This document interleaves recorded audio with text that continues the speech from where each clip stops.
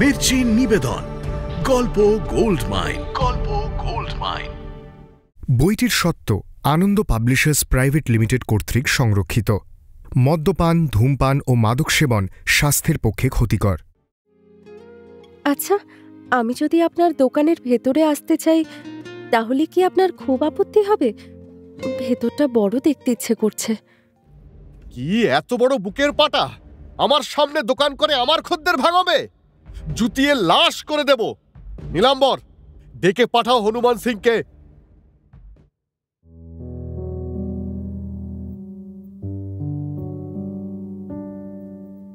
মির্চি গল্প গোল্ড মাইনে আপনাকে স্বাগত।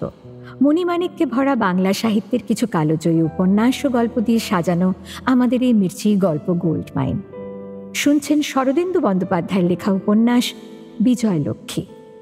বিজয় অপমানিত মন নিয়ে বাড়ি ফিরে দাদার কাছ থেকে সামান্য মূলধন চাইতেই প্রতাপ দাদা রেগে দরজা বন্ধ করতে ওঠে। বিজয় অনুনয় করে মাত্র 200 টাকা ধার চাইলে দাদা তবু তীক্ষ্ণ ভাষায় তার অক্ষমতার দোষারোপ করতেই থাকে।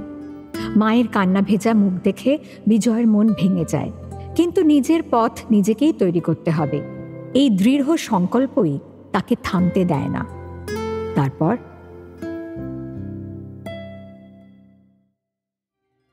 200 টাকা? 2 পয়সা দেব না আর তোমাকে। অনেক দুইয়ে নিয়েছ আমাকে এতদিন ধরে, আর নয়। এখন আমাকে কাটলে রক্তও নেই, কুটলে মাংসও নেই। আমি গেরস্ত মানুষ, খেটে খাই। তুমি ব্যবসা করো, বাণিজ্য করো, ঘৌড়দৌড় খেলো। আমি কিছুতে নেই তোমার। আজ থেকে তুমি আলাদা আর আমিও আলাদা। মা, এই পেন নাম করছি তোমাকে। তোমার আদুরে গোপালকে নিয়ে থাকো তুমি। আমার কাছে আর কিছু আশা করো না। চললো। দাদাকে আটকানোর জন্য বিজয় আবার তাঁর হাত ধরল। তিনি ঝটকা মেরে হাত ছাড়িয়ে ব্যাগ হাতে করে বেরিয়ে গেলেন। প্রতাপ, ও বাবা প্রতাপ, ওরে অমন করে চলে যাসনি বাবা। মা দরজা পর্যন্ত ছুটে গেলেন, কিন্তু প্রতাপ আর ফিরলেন না। বিজয় ক্লান্তভাবে চৌকির ওপর বসে পড়ল। ও বিজয়, বিজয়, কি সর্বনাশটা করলি বলতো তুই? হ্যাঁ, প্রতাপ যে সত্যি চলে গেল। যা যা, ওকে ধরে নিয়ে আয়। বিজয়ের ক্লিষ্ট মুখে একটা কঠিন হাসি খেলে গেল। কি হবে মা? দাদা আর আসবে না। একটা ছুতো খুঁজছিল, সেই ছুতো পেয়ে চলে গেল। মাও বোধহয় তা বুঝেছিলেন। তিনি একান্ত অসহায়ভাবে চৌকিতে গিয়ে বসলেন। কাঁপা কাঁপা গলায় বললেন, এবারে কি হবে বিজয়? কি হবে? বিজয়ের শিরদাঁড়া এবার সোজা হয়ে উঠল। কি আর হবে? তুমি ভয় পেও না মা। এই ভালোই হলো যে দাদা আমাদের ছেড়ে চলে গেল। দাদার উপর নির্ভর করে এতদিন যেন মনে কোনো জোর পাচ্ছিলাম না। আজ আমি স্বাধীন। আজ আমাকে নিজের অন্ন নিজে সংগ্রহ করতে হবে। ভগবান শরীরটা দিয়েছেন, আর কিছু না পারি মোটে মজুরের কাজ তো পারবো। বিজয়ের কথা শুনে মায়ের চোখ দিয়ে নিঃশব্দে জল পড়তে লাগল। একটু সামলে নিয়ে তিনি বললেন, তুই তাহলে চাকরি করবি না, ব্যবসাই করবি? হ্যাঁ মা, ব্যবসাই করব। আজ একটা বড় সুন্দর উদাহরণ পেয়েছি। খাটবো, মুটেগিরি করব, বেগুনি ফুলুরি বিক্রি করব। তোমার ছেলে আর ভদ্রলোক থাকবে না মা। ভদ্রতার মুখোশ তার খসে গেছে। এমনি করে একটা একটা করে টাকা জমাবো। তারপর যখন 200 টাকা জমবে, তখন ছোট্ট একটা দোকান খুলব, আর সেই দোকান ক্রমে বড় করে তুলব। আচ্ছা, 200 টাকা পেলেই তুই দোকান খুলতে পারবি? পারবো। একটু টানাটানি হবে, কিন্তু পারবো। একটা ছোট্ট দোকান ঘর দেখছি। মা বিজয়ের হাতের ওপর একটা কম্পিত হাত রাখলেন। বিজয়, আমার মুখের দিকে তাকা। ঠিক বলছিস? পারবি এ কাজ করতে? তুই ভুল করছিস না তো? না মা, আমার অন্তর্যামী বলছেন আমি পারবো। তুমি পায়ের ধুলো দাও, তোমার পায়ের ধুলো কখনো নিষ্ফল হবে না। বিজয় মায়ের পদধূলি নিল। মা তার চিবুকে আঙুল স্পর্শ করে চুমু খেলেন। মা উঠে পাশের ঘরে গেলেন। বিজয় সঙ্গে সঙ্গে গেল। মা তোরঙ্গ খুলে একটা ছেঁড়া কাপড়ে বাঁধা পুটলি বের করলেন। পুটলির মধ্যে একটা সিঁদুরের কৌটো ও সেকেলে ধরনের ভারী একটা সোনার হার ছিল।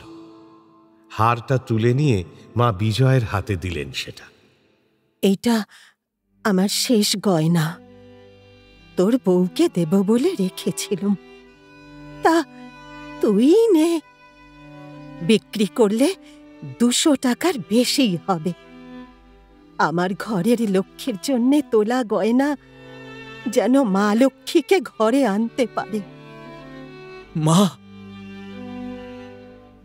চোখে জল, মুখে হাসি নিয়ে দুর্দম আবেগে বিজয় মাকে জড়িয়ে ধরল। এরপর হপ্তা 2 কেটে গেছে। বেলা অনুমান 10টা। ধনেশের অফিস ঘরে নীলাম্বর ও ধনেশ খোলা জানলার সামনে দাঁড়িয়ে রাস্তার দিকে তাকিয়ে আছেন। জানলা দিয়ে রাস্তার অপর পারে ভাড়াটে দোকান ঘরগুলো দেখা যাচ্ছে। একটি দোকান ঘরের দরজা খোলা, মাথার ওপর সাইনবোর্ড ঝুলছে লক্ষ্মী ভাণ্ডার। দরজার নিচের দিকে তক্তা দিয়ে ভরাট করে কাউন্টার তৈরি হয়েছে।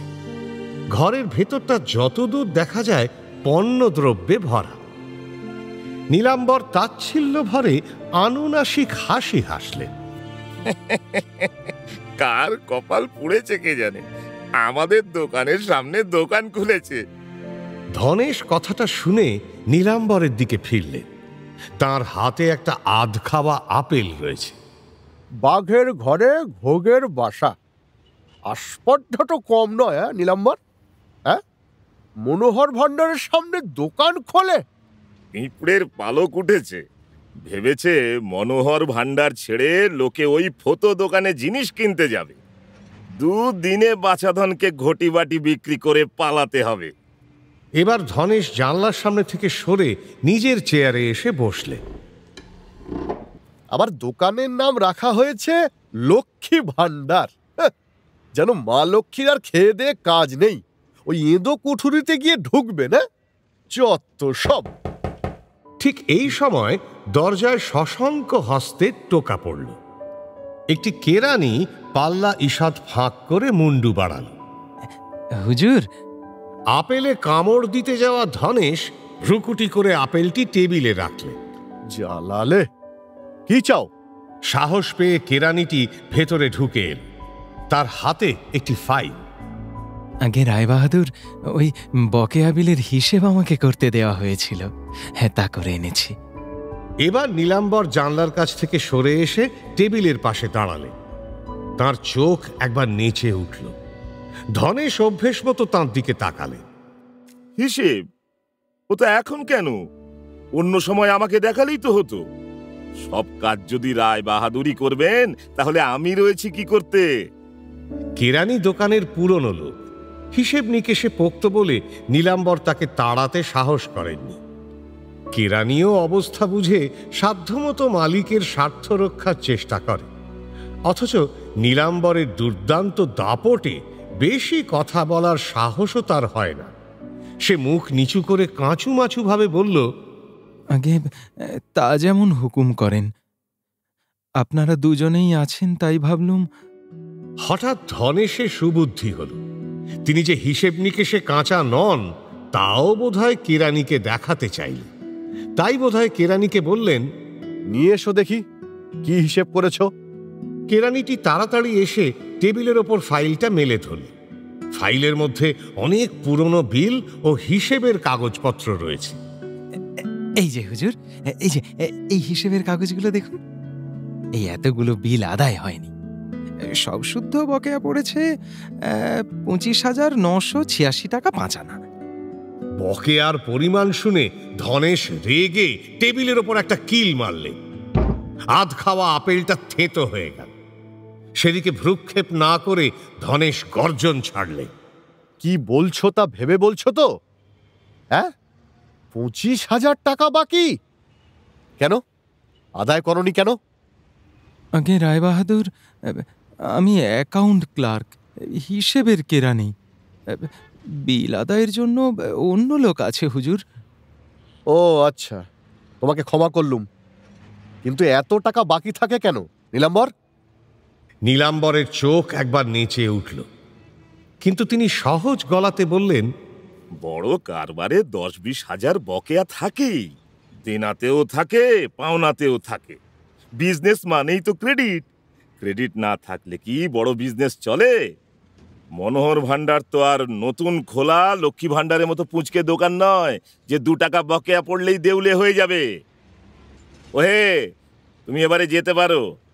কেরানি ফাইল গুটিয়ে নিয়ে দরজা পর্যন্ত গেল, তারপর দ্বিধা ভরে ফিরে ভয়ে ভয়ে বলল, হুজুর, আমি পুরনো চাকর, অনুমতি হয়তো বলি, বড় কর্তার আমলে 5,000 টাকার বেশি বকেয়া হতো না।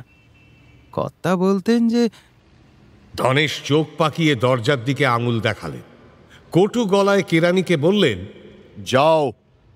কেরানি আর দ্বিধা না করে বিদ্যুৎ বেগে অদৃশ্য হল। নীলাম্বর মৃদু হাসলে।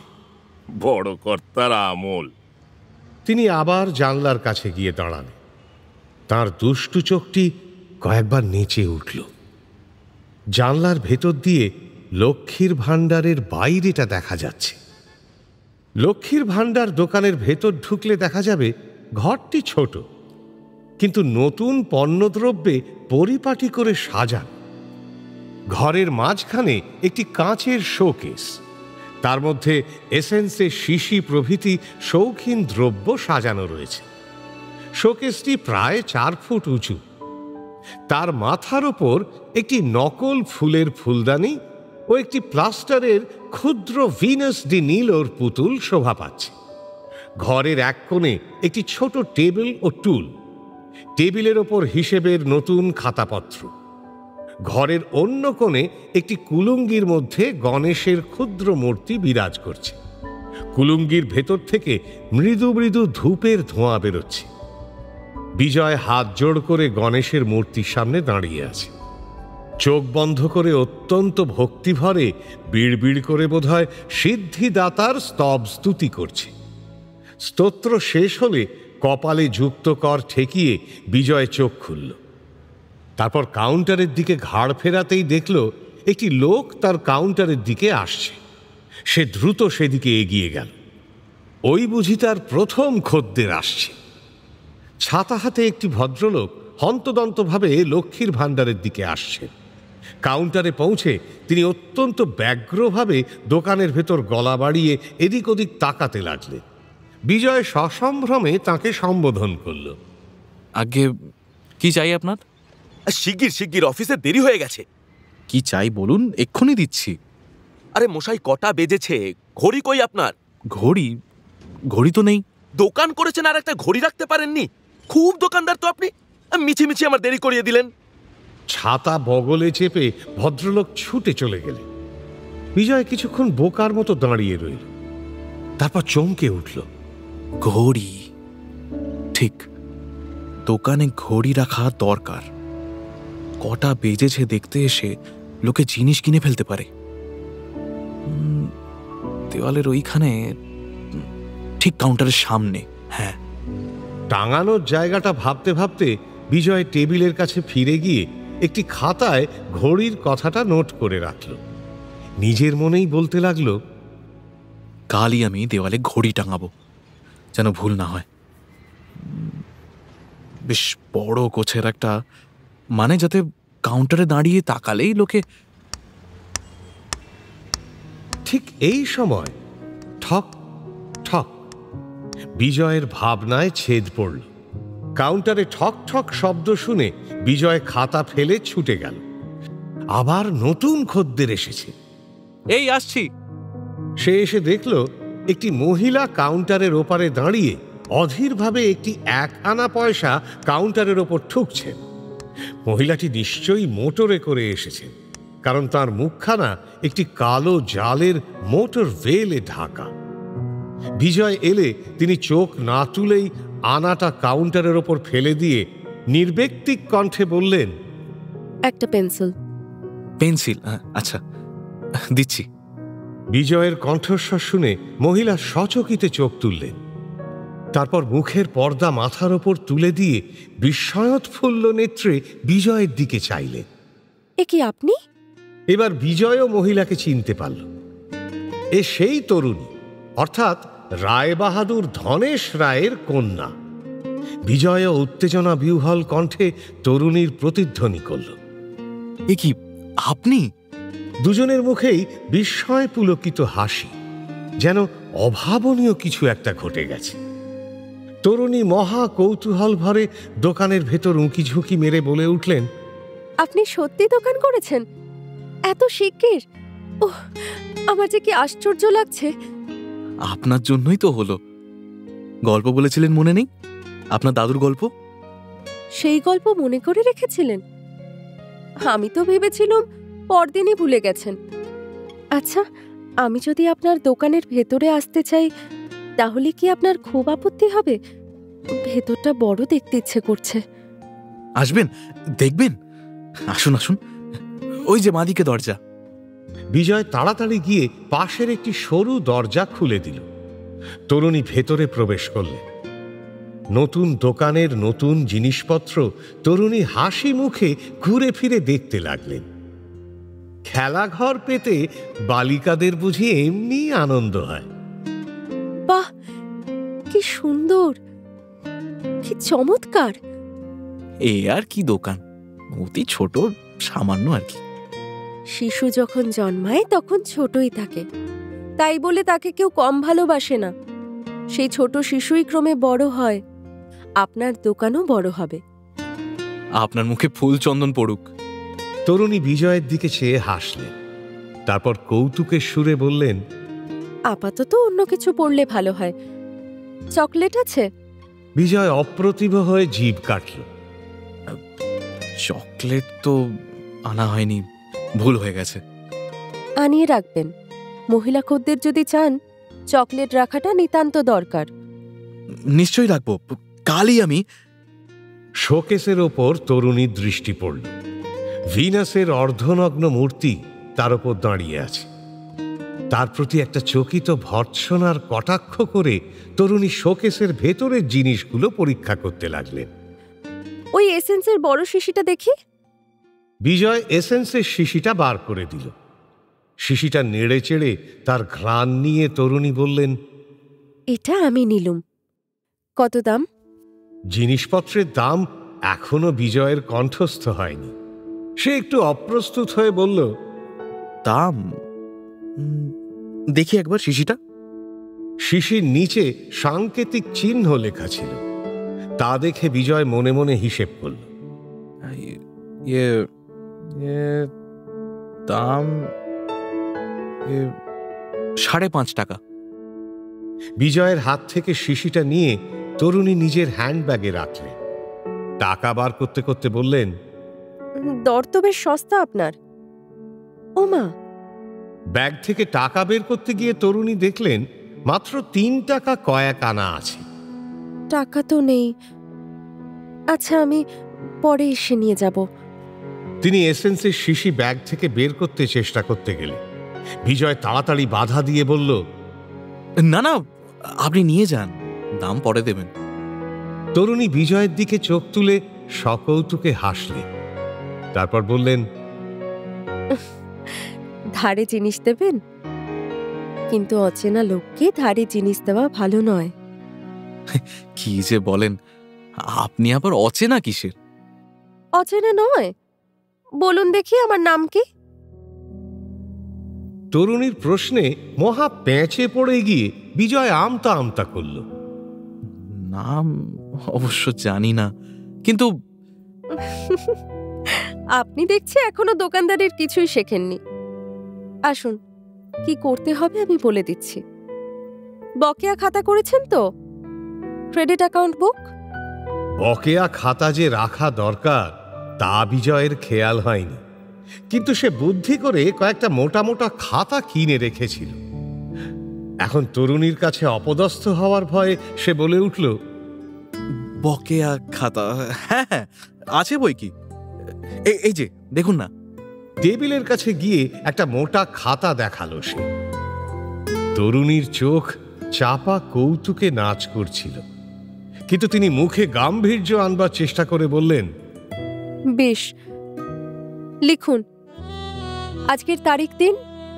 বিজয় খাতা খুলে তরুণীর নির্দেশ মেনে বাধ্য ছাত্রের মতো লিখতে লাগল, আর তরুণী বলে যেতে লাগলেন, হ্যাঁ তারিখ লিখেছেন তো, নিন এবার নিচে এইখানে লিখুন 1 শিশি এসেন্স, হ্যাঁ দাম 5.5 টাকা, খাতকের নাম কুমারী লক্ষ্মী দেবী। নাম শুনে বিজয় কতকটা হতবুদ্ধি, কতকটা বিস্ময়ে বিহ্বল ভাবে মুখ তুলল। তার হাতের পেন্সিলটা পড়ে গেল। কি বললেন আপনার নাম? লক্ষ্মী দেবী? হ্যাঁ, কেন পছন্দ নয় নামটা? না না, তা নয়, কিন্তু কি আশ্চর্য, আমি যে আমার দোকানের নাম রেখেছি লক্ষ্মী ভান্ডার। তা বেশ তো, অত ভয় কিসের? আমি আপনার দোকানের মালিকানা দাবি করব না। তারপর দেখুন, আপনি আমার দোকানের প্রথম খদ্দের। আশ্চর্য যোগাযোগ নয়? ভারী আশ্চর্য। আচ্ছা চলুন আজ, নামটা আশা করি ভুলবেন না, খাতায় টুকে রাখবেন, যদি ভোলেন আপনারই ক্ষতি। না, দোকানদার হয়ে খদ্দেরের নাম ভুলে যাব? কখনোই না। আপনিও আশা করি আপনার নামের দোকানটি ভুলবেন না। আর কালই আমি চকলেট আনিয়ে রাখবো। আচ্ছা তাহলে নমস্কার। নমস্কার। ও একটু দাঁড়ান। কথাটা বলেই বিজয় ছুটে গিয়ে আবার তখনই ফিরে এলো। এই নিন আপনার পেন্সিল। ও ধন্যবাদ, আমি ভুলেই গেছিলাম। যদি কিছু মনে না করেন একটা কথা জিজ্ঞেস করি? আচ্ছা, আপনার নিজের অত বড় দোকান থাকতে এই ছোট দোকানে পেন্সিল কিনতে এসেছেন যে? বিজয়ের প্রশ্নটা শুনে লক্ষ্মীর মুখটা একটু ম্লান হলো। তারপর একটু অভিমানী গলায় সে বলল, আমাদের দোকানে আজকাল আর কম দামের জিনিস বিক্রি হয় না। আচ্ছা আজ আসি। একটু দূরেই মোড়ের কাছে লক্ষ্মীর মোটর গাড়ি দাঁড়িয়েছিল। সে তাতে গিয়ে উঠল। বিজয় কাউন্টারের ওপর ঝুঁকে হাত নাড়ল। মোটরটা চলে গেল। বিদায়ের পালা শেষ করে বিজয় দেখল একটি বৃদ্ধ কখন অলক্ষিতে কাউন্টারের সামনে এসে দাঁড়িয়েছেন। ইনি আমাদের সেই পূর্ব পরিচিত বৃদ্ধ, সেই যে একদিন মনোহর ভাণ্ডারে 1 পয়সার নস্যি কিনতে গিয়ে পাননি তিনি। আজকের সাজ পোশাকও ঠিক তেমনিই আছে। তিনি চকিতের জন্য একবার চশমা তুলে বিজয়কে দেখে নিলে, তারপর সদর্পে কাউন্টারের ওপর একটি পয়সা ফেলে দিয়ে কড়া সুরে বললেন, 1 পয়সা নস্যি। আগে নস্যি দিচ্ছি। মাদ্রাজি নস্যি 1 নম্বর। আগে তাই দিচ্ছি। তাক থেকে টিনের কৌটোটা নামিয়ে বিজয় আন্দাজ মতো 1 পয়সার নস্যি কাগজে মুড়ে বৃদ্ধকে দিল। আসল মাদ্রাজি তো? টিনের কৌটোটি বৃদ্ধের সামনে এগিয়ে দিয়ে বিজয় সবিনয়ে বলল, আগে অ্যাক্টিভ নিয়ে দেখুন, যদি আসল না হয় বদলে দেব। বৃদ্ধ অ্যাক্টিভ নস্য নিয়ে অত্যন্ত তরিবতের সঙ্গে নাকে দিলেন। বিজয় উদ্বেগ ভরে প্রতীক্ষায় রইল। ঠিক আছে। বিজয় আনন্দে হাত ঘষল। বৃদ্ধ আর একবার চশমা তুলে চকিতে তাকে একবার দেখে নিলে। নতুন দোকান করেছো? হ্যাঁ, আজই প্রথম দিন। বৃদ্ধের নিচের ঠোঁটটা নিঃশব্দে নড়তে লাগল, যেন তিনি কিছু স্বগতোক্তি করছেন। তারপর হঠাৎ কোনো কথা না বলে তিনি চলে গেলেন। এরপর একটি বছর চারেকের শিশু হাতে পয়সা নিয়ে এলো। কাউন্টার পর্যন্ত তার হাত পৌঁছয় না। পয়সাটি উঁচু করে ধরে সে বলল, 1 পয়সা লজেন্স জুস দাও না। বিজয় হাত বাড়িয়ে পয়সাটা নিয়ে হাসি মুখে বলল, কিসের লবণ জুস নেবে খোকা? নেবুর না কলার? ক্ষণেক বিবেচনা করে বালকটি বুড়ো আঙুল দেখাল। কলা কলা। রিমঝিম বর্ষণ রোমাঞ্চিত রাত। মাঝে মাঝে বিদ্যুৎ চমকে জানলার কাঁচ উদ্ভাসিত করে তুলছে। কলকাতা নগরী তাড়াতাড়ি কাজকর্ম শেষ করে এই মধুর রাতটি উপভোগ করবার জন্য ঘরে ঘরে দরজা বন্ধ করেছে। লক্ষ্মীর শোয়ার ঘরের দরজা এখনো খোলা আছে। ঘরটি মাঝারি আয়তনে, আরাম ও বিলাসের কয়েকটি মহার্ঘ উপকরণে শিল্পী জনচিত রুচির সঙ্গে সজ্জিত। একপাশে মেহগনির খাটের ওপর শুভ্র শয্যা, অন্য পাশে বহু আয়নায় ঝলমল একটি ড্রেসিং টেবিল। টেবিলের ওপর বিবিধ আকৃতির শিশি বোতল, কাচপাত্রে প্রসাধনের নানান উপকরণ। লক্ষ্মী শিথিল শয়ন বস্ত্র পরে ড্রেসিং টেবিলের সামনে টুলে বসে আছে। বড় বড় দুটো বৈদ্যুতিক গোলকের আলো তার মুখে এসে পড়েছে। তার পেছনে দাঁড়িয়ে বয়স্ক দাসী আহ্লাদি তার চুলে বিনুনি খুলে চুল আঁচড়ে দিচ্ছে। এটা আহ্লাদির রোজকার কাজ। লক্ষ্মীর চুলের পরিচর্যা করে তাকে বিছানায় শুইয়ে তবে সেদিনের মতো ছুটি হয় বুড়ি। লক্ষ্মীর মা ঠাকুমা বেঁচে নেই। আহ্লাদিকে কেবল দাসী বললে তার পূর্ণ পরিচয় দেওয়া হয় না। মনোহর ভাণ্ডারের প্রতিষ্ঠাতা মনোহর রায়ের যৌবনকালে সে দাসী রূপে এই সংসারে প্রবেশ করেছিল। তারপর অর্ধ শতাব্দী ধরে সে এই পরিবারেই ভিত গেড়ে বসেছে। ধনেশ রায়কে সে স্তন্যদান করে মানুষ করেছে। ধনেশের মা মরা মেয়ে লক্ষ্মীও তার হাতেই বড় হয়েছে। বুড়ি এই সংসারটিকে বুক দিয়ে আগলে রাখে, কিন্তু তার মুখের দাপটের সামনে দাঁড়ায় কার সাধ্য? তাকে একাধারে দাসী ও গৃহিণী বলা চলে। লক্ষ্মীকে সে প্রাণের চেয়েও বেশি ভালোবাসে।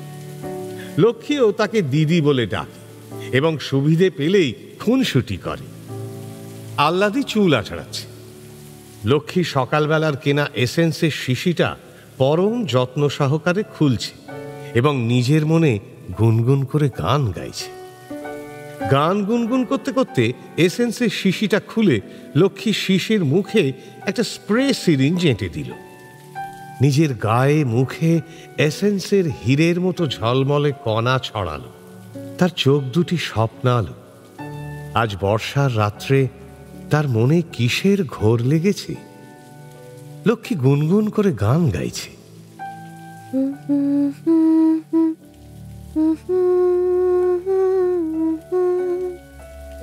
এদিকে চুল বাঁধা শেষ করে আহ্লাদি বলল, নে, আর গান গাইতে হবে না।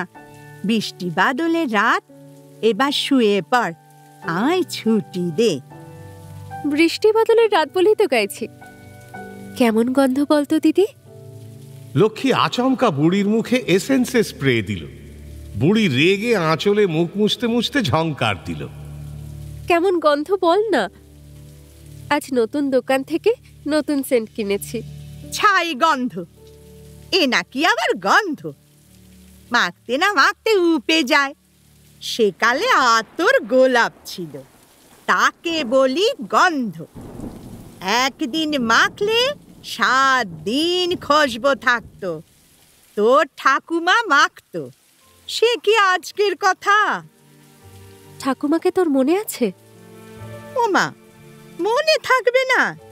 বিয়ে হয়ে তিনি ঘর করতে এলেন, আর আমিও তার ঝি হয়ে এ বাড়িতে ঢুকলুম। তা তিনি তো আর বেশি দিন রইলেন না। ধনেশকে জন্ম দিয়েই স্বর্গে গেলেন। আমি পোড়া কপালি পড়ে রইলুম। তা তুইও ঠাকুমার সঙ্গে স্বর্গে গেলেই পারতিস। আমি স্বর্গে গেলে তো ঠাকুরদার সেবা করতো কে? ধনুকে মানুষ করতো কে? তোকে এত বড়টা করতো কে? তুই বুঝি ঠাকুমা মারা যাওয়ার পর দাদুর খুব সেবা করতিস? হ্যাঁ, তুমি তো। আমি ছাড়া তার সেবা করবার আর ছিলই বা কে? নে, এবার উঠবি না সারা রাত রঙ্গ করবি আমার সঙ্গে? তুই ছাড়া আর যে কেউ নেই। কার সঙ্গে রঙ্গ করি বলতো? দিদি, বিদ্যাপতির গান শুনেছিস? धराबादर महाभादर शून्य मंदिर मोर। আবার গান? আজ তোর কি হয়েছে বল দেখি। আজ আমাকে গানে পেয়েছে। লক্ষ্মী আবার গেয়ে উঠল। এবার গানের ছন্দ বদলে গিয়েছে। চপল নৃত্য, চটুল ছন্দ, কিন্তু সুর তাই আছে।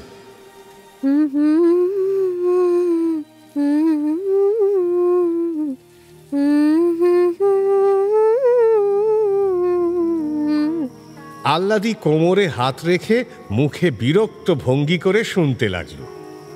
শুনতে তার ভালোই লাগছে, কিন্তু তা মুখভঙ্গির মাধ্যমেও স্বীকার করবে না। বিরহিণী আমি অপূর্বে, কেন আমার বুকে ভরে দিলে কদম বনের বকুল বনের কেয়ার বনে ওই সুরভি। লক্ষ্মীর গান শেষ হলে আহ্লাদি নাক সিঁটকে বলল, মরে যাই, কি গানের ছিরি! বিরহিণী বিরহিণী। আই বুড়ো মেয়ে, তুই আবার বিরহিণী কিসের লা? কেন আই বুড়ো মেয়েকে বিরহিণী হতে নেই? মাথা নেই, মাথা ব্যথা। ওঠ, শুবি চল। লক্ষ্মী কিন্তু এত সহজে উঠল না, বরং তার চোখে দুষ্টুমি খেলে উঠল। আচ্ছা দিদি, আজ এমন বাদলার রাত, তোর কারোর জন্য মন কেমন করছে না? ওরা কপাল, আমার কে আছে যার জন্য মন কেমন করবে? কেন, দাদুর জন্যে? দাদু কতদিন হলো কাশি চলে গেছেন, তোকে সঙ্গে নিয়েও গেলেন না। তা তোর একটু মন কেমন করা উচিত। আহ্লাদি চোখ বড় বড় করে কিছুক্ষণ তাকিয়ে রইল। তারপর একটা হাতলযুক্ত চুলের ব্রাশ তুলে নিয়ে লক্ষ্মীকে মারতে এল। তবে রে ফাজিল ছুরি! লক্ষ্মী হাসতে হাসতে পালিয়ে গিয়ে খাটের কিনারায় গিয়ে বসল। আহ্লাদি হাঁপাতে হাঁপাতে তার সামনে গিয়ে দাঁড়াল।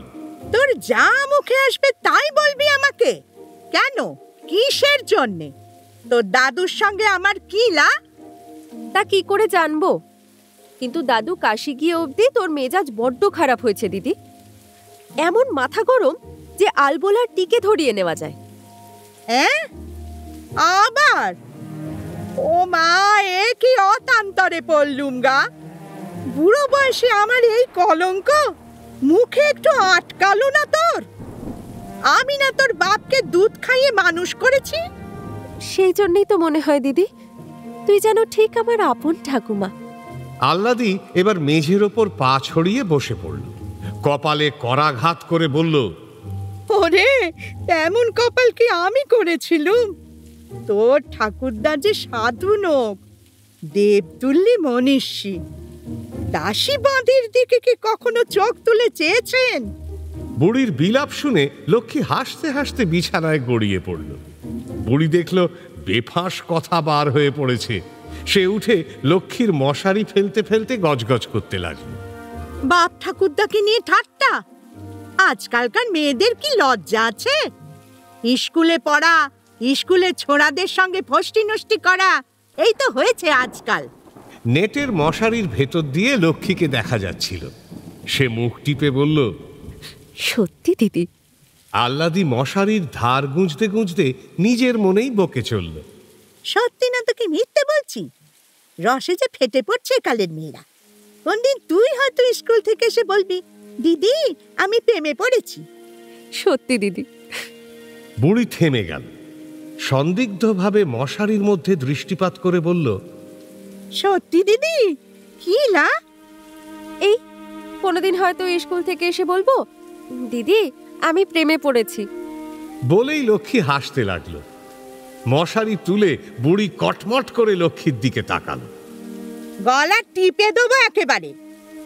খবরদার স্কুলের ছোড়াদের কাছে ঘেঁষতে দিবি নে, ওদের সব পেটে পেটে বজ্জাতি। কিন্তু দিদি, মনে কর একটি ছেলে মানে একটি ছোঁড়া যদি দেখতে বেশ ভালো হয় আর তার স্বভাবটি খুব মিষ্টি হয়, তবু তুই তাকে আমার কাছে ঘেঁষতে দিবি নে? বুড়ির সন্দেহ কঠোর মুখের ভাব মুহূর্তে বিগলিত হয়ে গেল। সে বিছানার ওপর এক হাত রেখে লক্ষ্মীর মুখের ওপর ঝুঁকে পড়ে গদগদ কণ্ঠে বলল, হ্যাঁ রে সত্যি লক্ষ্মী, সত্যি ভালো ছেলে, তোর মনে ধরেছে। কি নাম রে তার? লক্ষ্মী দুই হাত দিয়ে তার গলা জড়িয়ে ধরল, তারপর আদুরে গলায় বলল, নাম? ওই যা, নামটাই জানা হয়নি দিদি। বুড়ি রাগ করে গলা ছাড়িয়ে নিল। মশারি গুঁজে রুক্ষ কণ্ঠে সে বলল, বুঝেছি, ঠাট্টা হচ্ছে, সবটাতেই ঠাট্টা। আমারই মরণ, তাই তোর কথায় বিশ্বাস করতে যাই। এই আমি আলো নিভিয়ে দিয়ে চললুম। ঘুমোতে হয় ঘুমো, নয়তো জেগে জেগে কড়ি কাটগন। বুড়ি বড় আলো নিভিয়ে দরজা ভেজিয়ে দিয়ে চলে গেল। বেড সুইচটা টিপে লক্ষ্মী নাইট ল্যাম্প জ্বালল। ঘরটি স্বপ্নময় হয়ে উঠল। বাইরে রিমঝিম বৃষ্টি ঝরছে, মাঝে মাঝে বিদ্যুতের আভায় জানলার কাঁচ আলোকিত হয়ে উঠছে। লক্ষ্মী একাকিনী শয্যায় শুয়ে ওপরের দিকে তাকিয়ে মৃদু মৃদু হাসছে। অবশেষে সে চুপি চুপি বলল, সত্যি এখনো নাম জানি না। অন্যদিকে আরেকটি কক্ষ প্রায় নিরাভরণ। ঘরের কোণে মৃদু প্রদীপ জ্বলছে। তক্তপোষের ওপর বিজয় শুয়ে, তার মা শিয়রে বসে মাথায় হাত বুলিয়ে দিচ্ছেন। বিজয়ের চোখ ঘুমে জড়িয়ে আসছে, কিন্তু মুখে অভিনব বিস্ময়ের আনন্দ এখনো লেগে আছে। মা, তার নাম লক্ষ্মী। তখন সেই আমায় দোকান করার বুদ্ধি দিয়েছিল যখন তার নাম জানতুম না। না জেনেই দোকানের নাম রাখলুম লক্ষ্মী ভাণ্ডার। আর আজ সেই লক্ষ্মী প্রথম আমার দোকানে জিনিস কিনতে এলো। কি আশ্চর্য বলতো? হ্যাঁ রে বাবা, আশ্চর্য বই কি। নে, এবার তুই ঘুমো। মা মাথায় হাত বুলিয়ে দিতে লাগলে। বিজয়ের চোখ ধীরে ধীরে বন্ধ হলো। কিছুদিন পরের কথা, ভাদ্র মাসের মাঝামাঝি। প্রাতঃকালে মনোহর ভাণ্ডারের সামনে ফুটপাতের ওপর কার্তিক ও তার দলবল মার্বেল খেলছে। দোকানের ভেতর থেকে নীলাম্বর বেরিয়ে এলেন। হাতে ছড়ি, গলায় চাদর, বোধহয় কোনো কাজে বেরোচ্ছেন। নীলাম্বর অন্যমনস্ক ছিলেন। ফুটপাথে নেমেই কার্তিকের মার্বেলের ওপর দিলেন পা। অমনি সড়াৎ! দলের ছেলেরা যে যার মার্বেল কুড়িয়ে নিয়ে চম্পট দিল। নির্ভীক কার্তিক নীলাম্বরকে ধরে তুলতে গেল। আহা স্যার, পড়ে গেলেন? চিক্কা চিক্কা বুম! উঠে পড়ুন, কিছু লাগেনি। ক্রুদ্ধ নীলাম্বর ফুটপাতে বসে থেকেই কার্তিকের গালে একটি সজোরে চড় কষালে। তারপর লাঠিতে ভর দিয়ে বিকৃত মুখে উঠে দাঁড়ালে। হতভাগা নচ্ছার, চালাকি পেয়েছিস? 1000 বার বলিনি আমার দোকানের সামনে গুলি খেলবি না। আজ তোর হাড়গোড় ভেঙে দেবো আমি। নীলাম্বর কার্তিকের নিতম্ব লক্ষ্য করে ছড়ি চালালে। কার্তিক লাফিয়ে পিছু হটে গেল। আচম্বিতে চড় খেয়ে সে হতভম্ব হয়ে গিয়েছিল। কেবল আত্মরক্ষার সহজাত প্রবৃত্তিটুকুই সতর্ক হয়েছিল। নীলাম্বর যে এই সামান্য কারণে এমন সংহার মূর্তি ধারণ করবেন তা সে ভাবতে পারেনি। নীলাম্বর হিংস্রভাবে লাঠি উঁচিয়ে কার্তিকের দিকে এগিয়ে গেলেন। কার্তিক পিছু হটে ফুটপাত থেকে রাস্তায় নেমে পড়ল। ছল তুলে নেব তোর পিঠের, শুয়োর কা বাচ্চা! ছোট লোকের ছেলের আসপর্দা বেড়ে গেছে। আবার তিনি ছড়ি চালালেন। এবারও কার্তিক পিছু হটে আত্মরক্ষা করল। এইভাবে কার্তিক পিছু হটতে হটতে এবং নীলাম্বর ছড়ি চালাতে চালাতে রাস্তা পার হলেন। রাস্তায় লোক জমে গেল। অপর পারে পৌঁছে ফুটপাথের কিনারায় কার্তিক ঢোকা খেল। পেছন দিকে হটবার বিপদ আছে। ফুটপাথের কিনারায় পা আটকে সে পড়ে গেল। অমনি নীলাম্বর সপাং করে তাকে একঘাত ছড়ি মারলেন। উল্লুক, হতভাগা! হাঁচড় পাঁচড় করে কার্তিক উঠে দাঁড়াল। কিন্তু পালাবে কোন দিকে? সামনেই বিজয়ের দোকানটা চোখে পড়ল। আর দ্বিধা না করে সে এক লাফে কাউন্টার ডিঙিয়ে একেবারে লক্ষ্মী ভাণ্ডারের ভেতরে ঢুকে পড়ল। বিজয় দোকানের মধ্যেই ছিল, সবিস্ময়ে বলে উঠল, আরে এ কি হয়েছে?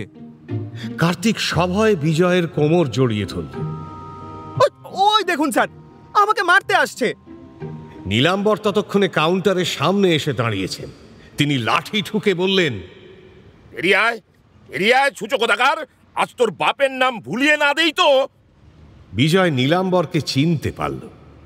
ক্ষণেকের জন্য তার মুখ কঠিন হয়ে উঠল। তারপর সে কার্তিকের বাহুমুক্ত হয়ে কাউন্টারে এসে দাঁড়াল। দোকানদার সুলভ বিনয়ের সঙ্গে একটু ঝুঁকে বলল, নমস্কার, কি চাই আপনার? নীলাম্বর উদ্ধতভাবে বিজয়ের মুখের দিকে তাকিয়ে হঠাৎ থেমে গেলেন। মুখখানা যেন চেনা চেনা, কোথায় দেখেছেন? তার চোখ কেঁপে উঠল স্বভাব মতো। চিনি চিনি মনে হচ্ছে, অথচ চিনতে পারছেন না, এমন? না চেনারই কথা। আমার মতো কত লোক চাকরির জন্য আপনার কাছে যায়। তুমি? সেই আমি, সেই অপদার্থ, ওয়ার্থলেস আমি। কিছু দরকার আছে কি চাই বলুন? আমার দোকানের দর খুব সস্তা। বিজয়ের এই কঠিন বিদ্রূপে নীলাম্বরের মুখ বক্র হয়ে গেল। তিনি চিবিয়ে চিবিয়ে বললেন, তাই তো বলি, কার এত আস্পর্ধা? মনোহর ভান্ডারের সামনে দোকান খুলেছে, তুমি চাকরির উমেদারি ছেড়ে এখন ব্যবসা আরম্ভ করেছো? আগে হ্যাঁ, শাস্ত্রেই তো আছে, বাণিজ্যে বসতে লক্ষ্মী। নীলাম্বরের দৃষ্টি সাপের মতো বিষাক্ত হয়ে উঠল।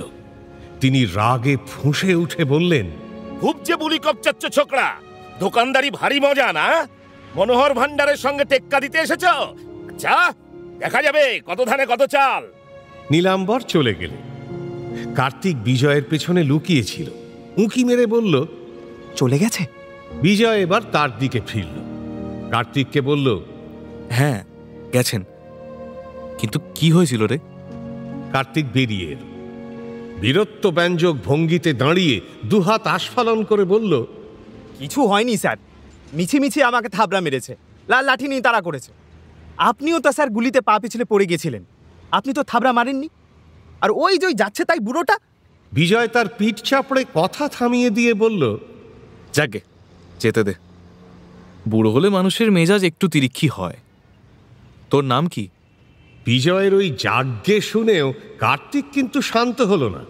মুষ্টি পাকিয়ে বলল, আমার নাম কার্তিক স্যার, চাপাতলার ছেলে আমি। চর মেরেছে আমাকে, আমিও দেখে নেব। এর শোধ না তুলতে পারি তো চিক্কা চিক্কা বুম। ঠিক এই সময় বিজয়ের দোকানে একটি খদ্দের এলো। একটা কাপড় কাচা সাবান দিন। বিজয় কার্তিকের দিক থেকে মুখ ঘুরিয়ে হেসে কাউন্টারের দিকে তাকালো। এই যে কাটা সাবান না আসতো। কার্তিক নীলাম্বরের ঘটনার দিন 2-3 পর, তখন দুপুরবেলা, মনোহর ভাণ্ডারের ভেতরে পণ্যে ভরা বিশাল ঘরটিতে কোথাও কোনো শব্দ নেই, চাঞ্চল্য নেই, সমস্ত নিঝুম হয়ে আছে। কর্মচারীরা স্ব স্থানে দাঁড়িয়ে মাঝে মাঝে তুড়ি দিয়ে হাই তুলছে। খদ্দের দোকানে একটিও নেই। মনোহর ভাণ্ডারের সামনের পথ দিয়ে লোকজন গাড়ি ঘোড়া যাতায়াত করছে। মনোহর ভাণ্ডারের সদর দরজার পাশে একটা থামের আড়ালে কার্তিক দেয়ালে ঠেস দিয়ে দাঁড়িয়ে আছে। তার হাতে একটি টিনের কৌটোয় খানিকটা সাবান গোলা জল, অন্য হাতে একটি খড়। কার্তিক অলস ভঙ্গিতে খড়ে ফুৎকার দিয়ে বুদবুদ ওড়াচ্ছে, কিন্তু তার সতর্ক চোখ পথচারীদের ওপর নজর রেখেছে। দোকানের সামনে একটি গাড়ি এসে থামল। একটি প্রৌঢ় ভদ্রলোক ও একটি মধ্যবয়স্কা মহিলা গাড়ি থেকে নামলেন। কার্তিক টিন ও খড় রেখে তাদের কাছে এলো। মিলিটারি কায়দায় স্যালুট করে বলল, নমস্কার স্যার, বাজার করতে এসেছেন? সস্তায় ভালো জিনিস কিনতে চান তো ওই দোকানে চলে যান। ওই যে লক্ষ্মী ভাণ্ডার। হ্যাঁ, নতুন দোকান স্যার, আনকোরা নতুন জিনিস পাবেন। হ্যাঁ। প্রৌঢ় ভদ্রলোক উদ্বিগ্নভাবে লক্ষ্মী ভাণ্ডারের দিকে তাকালেন। কিছুটা বিস্ময় ও দ্বিধা নিয়ে বললেন, ওই দোকান? ওতে কি ভালো জিনিস পাওয়া যাবে? মহিলাটি কার্তিককে সকৌতুক নিরীক্ষণ করছিলেন। তিনি জিজ্ঞেস করলেন, ও দোকানে ভালো চায়ের সেট পাওয়া যায়? আরে একেবারে নতুন, হরেক রকম ঝাক্কাস ডিজাইন, একবার গিয়েই দেখুন না। প্রৌঢ় ব্যক্তি মহিলার দিকে চাইলেন। মহিলা ঘাড় নাড়লেন। তারপর দুজনে রাস্তা পার হয়ে লক্ষ্মী ভাণ্ডারের দিকে গেলেন। কার্তিকের মুখে ক্ষণিক বিজয়োল্লাস খেলে গেল। সে ফিরে গিয়ে আবার নির্লিপ্তভাবে বুদবুদ ওড়াতে লাগল। ওদিকে দিন দুয়েক পর একদিন দেখা গেল ধনেশের অফিস ঘরে ধনেশ মুখ ভারী করে টেবিলে বসে আছেন এবং একটি আলপিন কণ্টকিত পিন কুশন নিয়ে নাড়াচাড়া করছে। আজ তার আপেলেও রুচি নেই। নীলাম্বর অত্যন্ত বিব্রতভাবে তার পেছনে পায়চারি করছেন। জানলা বন্ধ আছে। কি ব্যাপার কিছুই বুঝতে পারছি না। দুদিন থেকে দোকানে খদ্দের নেই। আমাদের রোজকার ক্যাশ বিক্রি প্রায় 600 টাকা, কিন্তু কাল পরশু 100 টাকাও পেরোয়নি। কেন এমন হবে? নিশ্চয়ই কোথাও গলদ আছে। সেই কথাই তো ভাবছি, কোথায় গলদ? ওই বেটা লক্ষ্মীর ভাণ্ডার কোনো প্যাঁচ মারছে না তো? বলা যায় না, হয়তো তলায় তলায় খদ্দের ভাঙাচ্ছে। বলেই নীলাম্বরের দুষ্টু চোখটা একবার নেচে উঠল, আর ধনেশ একেবারে আগুন হয়ে উঠলেন। কি এত বড় বুকের পাটা! আমার সামনে দোকান করে আমার খদ্দের ভাঙবে? জুতিয়ে লাশ করে দেব। নীলাম্বর, ডেকে পাঠাও হনুমান সিংকে। হনুমান সিং দোকানের মাইনে করা গুন্ডা, কর্তার আমলের লোক। দোকান করতে হলে বোধহয় ওই রকম বলবান প্রহরী দরকার হয়। নীলাম্বর কিন্তু ধূর্ত সাবধানী লোক, সহসা ফৌজদারি করতে রাজি নন। বললেন, না না, অত ব্যস্ত হলে চলবে না। আগে খোঁজ তল্লাশ করে দেখা যাক। যদি ও বেটা কিছু করে থাকে তখন তো হনুমান সিং আছেই। আমিও সব কিচ্ছু বুঝি না। আমার দোকানের আয় কমে যাবে কেন? কৈফিয়ত চাই। বলে ধনেশ টেবিলের ওপর একটা কিল মারলেন। কিল পড়ল পিন কুশনের ওপর। তিনি ব্যথায় উহু বলে হাত ছাড়তে লাগলেন। ওদিকে ফুটপাথে একটি লোক বিলিতি কুকুরের গলায় দড়ি বেঁধে নিয়ে আসছেন। মনোহর ভাণ্ডারের সামনে পৌঁছতে না পৌঁছতেই কার্তিক তাকে গিয়ে ধরল। একই স্যার, এমন কুকুরকে দড়ি বেঁধে নিয়ে যাচ্ছেন? ও বুঝেছি, বগলস আর শেকল কিনতে বেরিয়েছেন। ব্যাস ওই যে ওই সোজা দোকানটা চলে যান। আরে ভালো জিনিস পাবেন। আপনার যেমন তেজি কুকুর তেমনই মজবুত শেকল পাবেন। কিন্তু মনোহর ভাণ্ডারে কি আর কম দামে জিনিস পাওয়া যায় স্যার? চলে যান লক্ষ্মী ভাণ্ডারে, যা চাই তাই পাবেন জলের দরে। লোকটি একটু ইতস্তত করে লক্ষ্মী ভাণ্ডারের দিকেই এগিয়ে গেলেন। কার্তিকের মুখে একটা কুটিল হাসি দেখা দিল।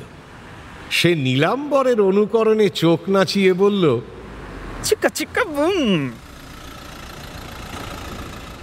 এই সময় লক্ষ্মী কলেজ থেকে ফিরল। তার মোটর গাড়ি তাকে দরজার সামনে নামিয়ে দিয়ে চলে গেল। লক্ষ্মীর মুখে মোটর ভেল। সে বাড়ির দিকে পা বাড়াতেই কার্তিক তাকে সেলুট করে দাঁড়ালো। নমস্কার মিস।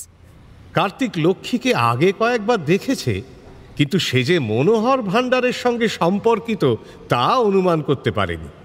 তাছাড়া মুখের মাস্কও কিছুটা ভুল ঘটিয়েছে। তাই কার্তিক তাকে শাঁসালো খদ্দের মনে করে বেশ ভালো করে ধরল। কেন মিস, আপনি এখানে জিনিস কিনতে এসেছেন? এখানে ভালো জিনিস কিচ্ছু পাওয়া যায় না, সব পুরনো লড়ঝড়ে মাল। কথাটা শুনে লক্ষ্মী পর্দার ভেতর দিয়ে কার্তিককে কিছুক্ষণ নিবিষ্ট মনে নিরীক্ষণ করল। তার ভুরু একটু উঁচু হলো। তাই নাকি? তুমি তো সব জানো দেখছি। আমি সব জানি মিস।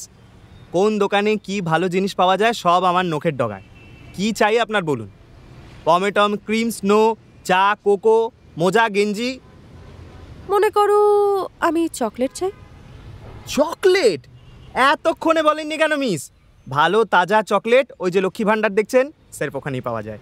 মনোহর ভাণ্ডারে যদি কিনতে যান 50 বছরের পুরনো চকলেট পাবেন। লক্ষ্মীর চোয়াল একটু শক্ত হলো, কিন্তু সে মনের ভাব প্রকাশ না করে সহজভাবে বলল, তা ওই লক্ষ্মী ভাণ্ডারের মালিকের সঙ্গে তোমার জানাশোনা আছে বুঝি? আছে বই কি মিস, উনি আমাকে খুব ভালোবাসেন, আর ওর দোকানের দরও খুব সস্তা।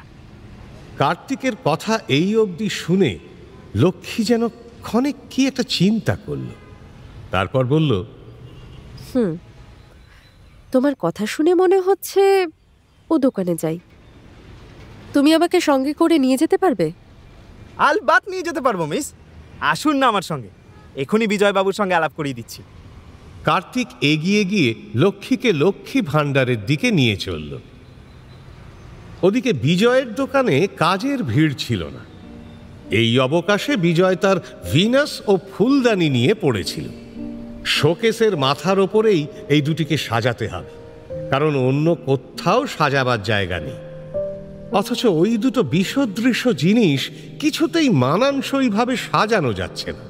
ফুলদানিটা ভিনাসের বাঁ দিকে রাখলে ডান দিকটা ফাঁকা ফাঁকা মনে হয়, ডান দিকে রাখলে বাঁ দিকটা শূন্য হয়ে যায়, সামনে রাখলে ভিনাসের মুখটি ছাড়া আর কিছুই দেখা যায় না। শেষে বিরক্ত হয়ে বিজয় ফুলদানিটা ভিনাসের পেছনে বসিয়ে দিল। দেখা গেল এ বরং মন্দ হয়নি। ফুলদানির রঙিন ফুলের পশ্চাৎপটে ভিনাসের শুভ্র রূপ আরও ভালো দেখাচ্ছে। ইতিমধ্যে লক্ষ্মীকে নিয়ে কার্তিক দোকানের মধ্যে উপস্থিত। সে একটু ভঙ্গি সহকারে একটি হস্ত প্রসারিত করে বলল, এই যে মিস, ইনি বিজয়বাবু। স্যার, ইনি চকলেট কিনতে এসছেন। বিজয় লক্ষ্মীকে দেখে সহাস্যে এগিয়ে এসে পকেটে হাত দিয়ে বলল, লক্ষ্মী দেবী, আপনার চকলেট আমার পকেটেই রয়েছে, কতদিন আসেননি বলুন তো। মুখের মাস্ক সরিয়ে লক্ষ্মী বিজয়ের দিকে তাকাল। ঠোঁটে হাসি নেই, মুখ একটু গম্ভীর, একটু বিষণ্ণ। বিজয়বাবু। এদিকে বিজয় ও লক্ষ্মীর পরস্পরের নাম ধরে ডাকা শুনে কার্তিক একটু থতমত খেয়ে গেল। এই রে, এরা যে আগে থেকেই দুজন দুজনকে চেনে। তারপর লক্ষ্মীর খোলা মুখটা দেখে তার অস্বস্তি আরও বেড়ে গেল। কোথায় যেন একটা হিসেবের ভুল হয়েছে। কার্তিক আস্তে আস্তে পিছু হটল। এদিকে লক্ষ্মী আর বিজয় মুখোমুখি দাঁড়িয়ে আছে। লক্ষ্মীর মুখ দেখে বোঝা যাচ্ছে আজকের দিনটা ঠিক অন্য দিনের মতো নয়। একটা কোনো ঝড়ের পূর্বাভাস যেন তার চোখে মুখে দেখতে পাচ্ছে বিজয়, কিন্তু কারণ বিজয়ের জানা নেই। কি করবে এখন বিজয়? লক্ষ্মী বা এবার কি বলবে তাকে? লক্ষ্মী কি বিজয়কেই কার্তিকের কাজের জন্য দোষী বলে মেনে নেবে? খদ্দের ভাঙানোর মিথ্যে অপবাদ কি বিজয়ের ঘাড়েই পড়বে? কার্তিক কি নিজের দোষ স্বীকার করবে, নাকি এই ভুল বোঝাবুঝির জন্যই অঙ্কুরেই মিলিয়ে যাবে বিজয় লক্ষ্মীর প্রেমের মুকুল?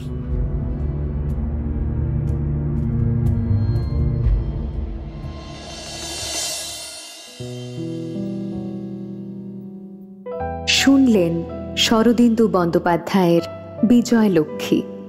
আজ শুনলেন পর্ব 2। নাট্যরূপ অর্পিতা চট্টোপাধ্যায়, উপস্থাপনায় শিবাশিস বন্দ্যোপাধ্যায়, পরিচালনায় দেবলীনা আচার্য, বিশেষ তত্ত্বাবধানে সৌভিক গুহ সরকার, সৃজনশীল পরিচালনায় ইন্দ্রাণী চক্রবর্তী, প্রযোজনায় ভিজুয়াল অডিও, ভাষ্য শেখর, কার্তিক ভিকি দাস, নীলাম্বর জয় মুখার্জি, বৃদ্ধ সমীর চরিত, বিজয় অন্বেষ দে, লক্ষ্মী ছন্দবাণী দত্ত, ধনেশ অভিষেক মুখার্জি, মা আলপনা শর্মা, আহ্লাদি মেরি চক্রবর্তী, শিশু শ্রুতি রয় আচার্য এবং অন্যান্য শিল্পীরা।